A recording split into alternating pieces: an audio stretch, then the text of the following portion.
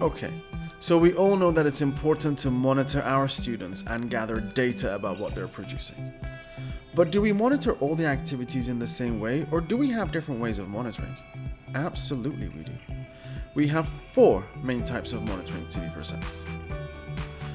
Interestingly enough, the way that we monitor our students doesn't have a lot to do with teaching. It goes back to our abilities as human beings.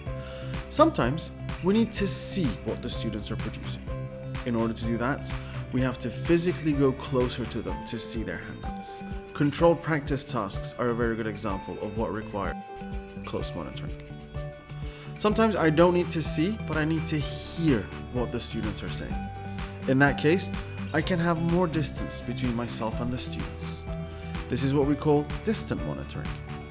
Speaking activities are a very good example of something that require distant monitoring. In some other situations, I don't need to see, I don't need to hear, I just need to make sure the students are doing what they're supposed to be doing.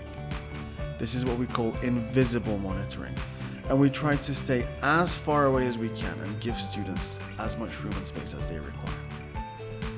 Reading activities and listening activities are 2 very good examples of activities that require invisible monitoring.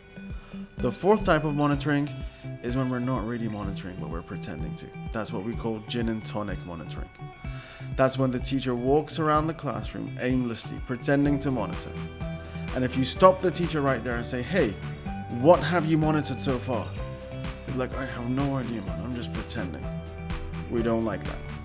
So the 3 main ways of monitoring: close monitoring for when we need to see, distant monitoring for when we need to hear, invisible monitoring when we just need to make sure the students are doing what they're supposed to be doing.